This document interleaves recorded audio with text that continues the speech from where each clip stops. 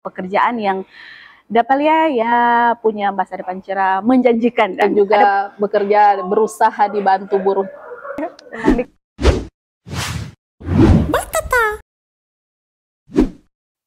Tabea Patuariwaya, baku dapat lagi dengan kita di podcast Badan Pusat Statistik Provinsi Sulawesi Utara, Batata, bahas data dengan kita. Yeay! Kurang rusuh, bahas data dengan kita. Yeay!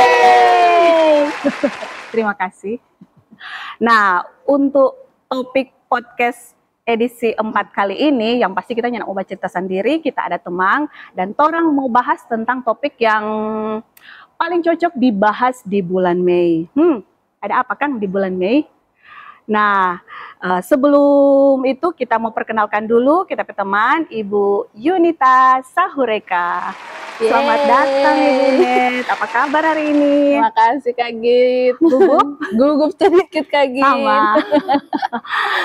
Oke, saat ini Torang mau bahas tentang topik yang cocok dengan tanggal 1 Mei. Ada apa tanggal 1 Mei? Torang memperingati Hari Buruh Internasional. Makanya topik Batata di edisi 4 kali ini Torang membahas tentang ketenaga kerjaan. Nah, langsung Jokang, Torang mau langsung bahas tentang ketenaga kerjaan. Nah, Ibu Net, kalau bercerita tentang dunia kerja di Sulawesi Utara saat ini, DP kondisi sekarang dan bagaimana kalau dilihat secara umum dari kacamata data BPS?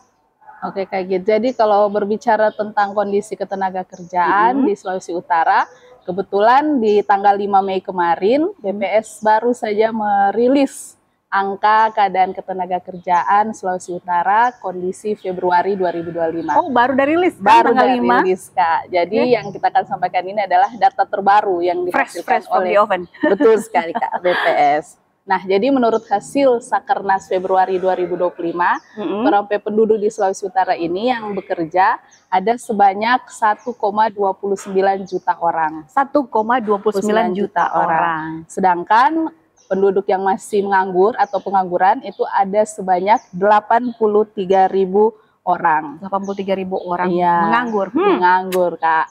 Dengan DP tingkat pengangguran terbuka itu sebesar 6,03%. 6,03%. Itu artinya Kak Gita, berarti dari antara 100 orang penduduk yang masuk angkatan kerja, terdapat 6 orang yang masih menganggur. Jadi dari 100 ada 6. Dari 100 angkatan kerja ada 6 orang yang menganggur. Catat. Iya, betul. Nah, terus sebenarnya ini data ketenaga kerjaan ini dapat dari mana, So?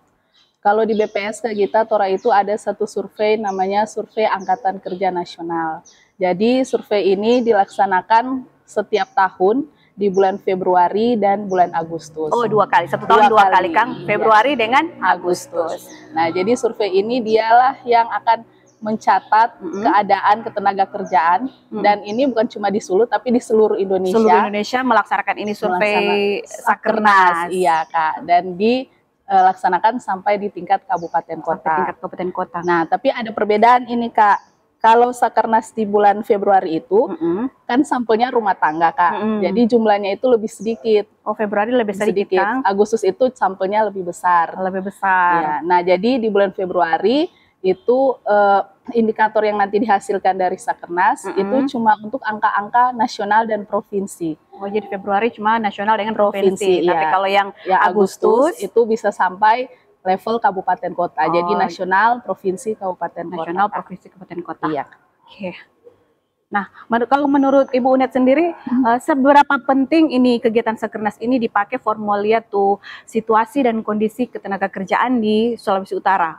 Kalau Sakernas ini Kak, ini memang survei yang sangat penting. Kenapa kayak gitu? Karena dia satu-satunya survei yang memotret keadaan ketenaga kerjaan secara berkesinambungan. Jadi satu-satunya survei Kak. Iya Kak, jadi dia dilaksanakan terus-menerus. Oh iya, makanya disebut berkesinambungan. Setiap tahun yang tadi Kang Februari dengan Agustus. Nah, dari survei ini seperti yang tadi kita sebutkan, dia akan menghasilkan banyak indikator ketenaga kerjaan, mulai dari jumlah penduduk bekerja, jumlah pengangguran, TPT atau tingkat pengangguran terbuka, tingkat partisipasi angkatan kerja, pekerja formal dan non formal, dan masih banyak lagi Kak Git. Nah, ini indikator-indikator ini banyak dibutuhkan oleh berbagai pihak, terutama untuk orang pemerintah kah, untuk ambil kebijakan untuk ambil kebijakan kayak gitu, betul sekali. Tadi ada sebut tentang TPT tingkat pengangguran terbuka itu yang bagaimana kok tidak maksud? Oh iya, tingkat pengangguran terbuka itu kaget persentase dari penduduk 15 tahun ke atas yang termasuk sebagai angkatan kerja dan saat ini dia tidak bekerja, kemudian si penduduk ini sedang mencari pekerjaan, atau sedang mempersiapkan usaha, atau juga dia sudah punya pekerjaan atau usaha tapi belum mulai, Kak, ataupun juga dia yang putus asa karena sudah sering mencari pekerjaan tapi tidak mendapat pekerjaan. Jadi itulah yang masuk dalam tingkat pengangguran terbuka. Oke, nah boleh nggak mau cerita sedikit lagi kok bagaimana dang DP proses kembali ke Sakernas ya? Bagaimana DP proses pendataan Sakernas di lapangan?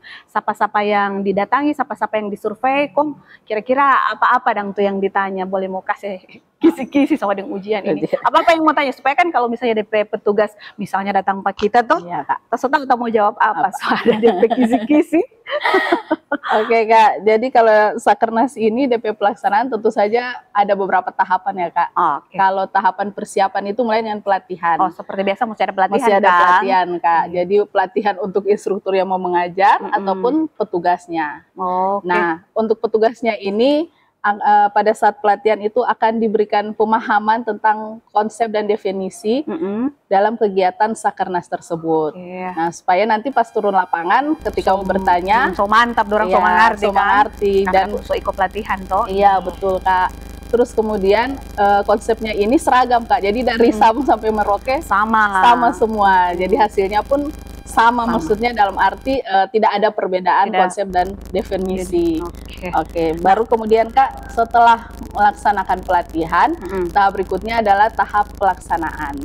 Nah, kalau tahap pelaksanaan ini si petugas akan turun lapangan Kak. Jadi pertama kali itu mau melakukan pemutahiran dulu rumah tangga, Kak. Jadi mau mengecek dulu keberadaan rumah tangga masih tinggal nggak di situ atau coba pindah di tempat lain. Itu ada pemutahiran Kak. Nah, jadi ketika pemutahiran kemudian masih tinggal di situ, dia punya kemungkinan untuk terpilih sebagai sampel rumah tangga. Iya kan kalau survei tidak semua kan, cuma dipilih beberapa. Nah, jadi kemudian nanti ada 10 rumah tangga setiap blok sensus yang akan diwawancarai sebagai sampel Sakernas. 10 rumah tangga setiap blok sensus. Nah, nanti disitulah Kak baru para petugas akan datang untuk melakukan wawancara langsung dengan rumah tangga tersebut. Itu yang kunjungan kedua, Kang? Iya, Kak. Jadi DP pertanyaan lebih mendetail itu. Mendetail, Kak. Nah, di situ nanti akan ditanyakan sebagian besar pertanyaannya itu terkait ketenaga kerjaan. Iya, karena dia survei angkatan kerja ya, Kak. Jadi tentu saja yang mau ditanyakan itu si responden kegiatan apa saja di seminggu yang lalu. Jadi bekerjakah atau sekolah atau mengurus rumah tangga atau kegiatan yang lain. Langsung dapat tahu di situ dia. Kak. Nah, kalau dia memang bekerja itu akan digali lebih dalam lagi Kak. Kerja apa, lapangan usahanya apa, jenis pekerjaannya apa, jam kerjanya biasa bagaimana, terus kemudian sampai DP pengalaman kerja pun akan ditanyakan. Akan terpotret di situ Kang. Iya, Kak. Itu kira-kira rinci sekali Kang. Rinci sekali. Nah, ini kan tadi udah bilang ada petugas-petugas yang direkrut dan dilatih dan dorang yang turun di lapangan. Nah, ini petugas-petugas yang turun di lapangan ini dorang yang pegawai BPS atau bukan? Atau kan dorang mau turun lapangan langsung? Iya Kak. Nah, kebetulan kalau sekarang di BPS itu punya mitra. Sebenarnya bukan dari sekarang Kak, dari dulu BPS setiap survei itu ada mitra BPS yang biasanya direkrut untuk melakukan pendataan ya Kak. Jadi mitra-mitra ini memang sudah berpengalaman Kak ketika turun untuk melakukan survei, makanya sudah teruji di lapangan Kak. Oke, nah kalau menurut hasil data Sakernas terbaru nih, berarti yang baru-baru dirilis di press release tanggal 5 Kang. Kalau di Sulawesi Utara itu sektor atau bidang pekerjaan apa yang paling banyak diminati atau paling banyak orang Sulut pilih atau orang di sini suka di sektor pekerjaan apa? Kalau di Sulawesi Utara ini Kak paling banyak menyerap tenaga kerja Kak. Ada 3 sektor yang besar di situ. 3 sektor ya. Yang pertama tentu saja pertanian Kak. Nah, pertanian ini ya mencakup pertanian tanaman pangan, horti, kemudian perikanan, itu semua hampir jasa pertanian masuk di sektor pertanian. Itu menyerap tenaga kerja paling banyak. Mencapai iya Kak 23%. 23% ya, paling banyak. Paling banyak. Jadi kemudian sektor berikutnya perdagangan itu sekitar 18% dan industri pengolahan sekitar 12%. Jadi ini 3 sektor yang paling banyak menyerap tenaga kerja di Sulawesi Utara. Pertanian, perdagangan, dan industri pengolahan. Ya. Nah, kalau lebih spesifik ini, mengerucut ke anak muda di Sulawesi Utara. Berdasarkan data dari BPS sendiri, dapat lihat nih anak-anak muda di Sulawesi Utara ini kira-kira gampang atau agak susah mau dapat kerja. Bagaimana Kang DP kondisi dan ini? Gampang-gampang susah atau susah-susah gampang ini mau cari kerja di Sulawesi Utara? Kalau untuk anak muda mungkin orang berbicara kelompok umurnya kali ya Kak. Kelompok kerja. Misalnya dia di BPS ini atau di Sakernas ini kan memotret penduduk 15 tahun ke atas. Nah, jadi kalau misalnya usia yang mungkin di antara 15 sampai 30 15 tahun. Sampai taruhlah ini yang orang bahas itu, tentang 15 sampai 30 tahun. Tahun ya Kak. Yang termasuk Sukaweng juga. Oh iya, betul sekali Kak. Nah, jadi untuk data terbaru BPS itu nanti baru akan dirilis pada tanggal 16 Mei 2025 Kak. Jadi untuk saat ini baru mau rilis. Iya Kak. Untuk saat ini data yang tersedia itu baru sampai di tahun 2023. Untuk data 2024 kondisi Agustus Kak. Yang terbaru ya? Yang terbaru itu nanti akan dirilis tanggal 16 Mei 2025. Jadi ingat ya publikasi keadaan ketenaga kerjaan Provinsi Sulawesi Utara kondisi terkini itu Agustus 2024 dirilis tanggal 16 Mei 2025. Nah, kalau mulia juga ini banyak juga yang berminat kerja di sektor-sektor informal sama dengan misalnya ojek online, buruh harian atau usaha rumah-rumahan yang lain kali kan orang dan tahu ternyata di situ ada usaha tanpa papan nama. Ternyata bajual tinutuan, kontek bajual pisang goreng atau mungkin bajual baju-baju pre-love tuh mantap keren. Share dulu. Oke Bang Fix. Nah, kalau begitu dong bagaimana dengan cara BPS memotret usaha-usaha yang tanpa papan nama seperti itu? Dari sisi pekerjaannya ya? Dari sisi pekerjaannya bagaimana Dang? Nah, kebetulan di Sakernas ini Kak seperti tadi kita sampaikan, jadi juga memotret keadaan pekerja formal dan informal. Nah, tapi kalau dari Sakernas ini, orang mau bedakan Kak, pekerja formal dan informal itu dari status pekerjaannya responden. Jadi kalau misalnya responden itu kerja sebagai buruh atau pegawai, rupa-rupa orang ini Kak, dan juga berusaha dibantu buruh tetap, itu dia akan masuk sebagai pekerja formal. Sedangkan selain itu Kak, seperti dia berusaha sendiri, kemudian dia berusaha dibantu buruh tidak tetap, pekerja bebas atau pekerja keluarga, itu dia mau masuk di sektor informal. Nah, dari data yang dihasilkan oleh BPS di Sakernas Februari kemarin, itu yang bekerja di sektor formal ada 44,12% penduduk. Sedangkan yang informal 55,88%. Yang informal lebih banyak kan? Iya Kak.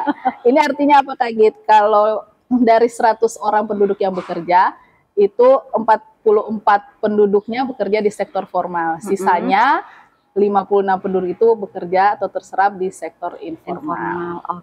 Nah, kalau orang lihat nih kembali lagi ke kondisi sulut dan sekarang, khususnya untuk wanita atau perempuan yang ada di usia produktif, dorang ini kira-kira punya kesempatan kerja yang sama dengan laki-laki atau bagaimana? Kalau dilihat dari data BPS, bagaimana Dan? Nah, kalau kesempatan kerja ini orang mengukurnya dengan melihat penduduk yang masuk angkatan kerja dan sudah terserap sebagai penduduk bekerja. Jadi kalau angkatan kerja itu kan ada penduduk yang bekerja dan pengangguran. Nah, kesempatan kerja ini lihatnya penduduk yang masuk sudah bekerja, penduduk angkatan kerja yang sudah bekerja. Nah, kalau dari data yang dihasilkan itu tercatat tingkat kesempatan kerja perempuan itu mirip-mirip dengan laki-laki kayak gitu. Mirip-mirip. Jadi tak tinggal jauh tuh perempuan dengan laki-laki tuh. Iya, jadi perempuan itu di 92% tingkat kesempatan kerjanya, sedangkan laki-laki itu 94,89%. Iya Kak. Jadi laki-laki dan perempuan punya kesempatan kerja yang sama kan di Sulawesi Utara. Kak. Jadi dengan kata lain dari 100 angkatan kerja ini misal perempuan tadi kita sampaikan 92,32%, itu berarti dari 100 penduduk angkatan kerja 92 orang itu sudah bekerja, sisanya masih menganggur gitu kan. Tapi dengan laki-laki mirip-mirip juga. Jadi data ketenagakerjaan dan kondisi ketenagakerjaan di Sulawesi Utara untuk perempuan dan laki-laki hampir sama ya peluang untuk bisa mendapatkan pekerjaan. Betul, nah, bercerita tentang masa depan, kira-kira ini untuk beberapa tahun ke depan, boleh nggak mau kasih bayangan kira-kira sektor atau bidang kerja apa yang boleh jadi peluang besar untuk pekerjaan yang dapat ya punya masa depan cerah, menjanjikan dan ada peluang besar untuk dikembangkan di Sulawesi Utara. Bagaimana? Sebelum kita jawab itu, kita mau tanya dulu ke Kak Git. Kalau Kak Git sendiri hobinya wisata kuliner, nah Kak? Kita hobi jadi boleh juga wisata kuliner, tapi jadi tester. Jadi tester, oke Kak. Atau mungkin punya usaha di bidang kuliner Kak? Nah, jadi Kak Git, dalam 3 tahun terakhir ini, data BPS itu menunjukkan di Sulawesi Utara, khususnya di bulan data Sakernas Februari, itu sektor yang menunjukkan tren positif. Itu maksudnya berarti tiap tahun selalu ada penambahan, selalu ada peningkatan penduduk yang bekerja di sektor itu adalah sektor penyediaan akomodasi dan makan minum. Oh, itu yang selalu meningkat dari tahun ke tahun. Penyediaan akomodasi dan makan minum. Ini, betul sekali. Ya, mungkin Kak bisa lihatnya di mana-mana mungkin mulai menjamur kafe-kafe kecil, besar. Ataupun juga kayak tempat jual tinutuan dan memang orang hobi sekali makan tinutuan untuk pisang goreng, tahu isi dan teman-teman. Ya, jadi kalau mungkin Kak Git suka mau usaha kayaknya boleh tuh Kak dicoba. Bisa dicoba kan usaha-usaha kuliner walaupun yang kecil-kecil tapi pasti yang penting niat tuh. Iya Kak. Bisa berkembang. Betul Kak. Karena melihat orang kondisi masyarakat Sulawesi Utara yang suka-suka makan-makan. Dia makanan di sini kan cuma ada enak dan enak sekali. Iya, ada pilihan lain. Makanan di sini cuma ada enak dan enak sekali. Makanya banyak tuh Kak. Memang kok sebenarnya kalau mau bahas tentang ketenaga kerjaan sepertinya hanya tidak cukup tuh kan kalau cuma satu sesi, mungkin siapa tahu orang boleh dapat ulang di sesi berikutnya orang bahas lebih dalam lagi tentang ketenaga kerjaan. Pokoknya yang pasti for ngoni-ngoni yang ada di usia produktif, nona-nona, nyong-nyong yang fasung-fasung, yang gaga-gaga, yang masih kuat, cowok-cowok taruh, jangan buang waktu dengan hal-hal yang tidak penting, yang tidak jelas. Kalau ada kesempatan kerja, langsung ambil. Kalau misalnya ngoni ada keahlian, ya kembangkan, siapa tahu angkope keahlian itu bisa menjadi sumber pendapatan atau mungkin bisa jadi membuka lapangan usaha baru dan membantu orang lain untuk mendapatkan pekerjaan. Oke, kalau begitu orang sampai di sini dulu Kang, orang podcast untuk edisi ketenaga kerjaan kali ini. Nanti baku dapat ulang di podcast edisi mendatang dengan topik yang nyanda kalah cetar membahenol. Dadah, bye-bye.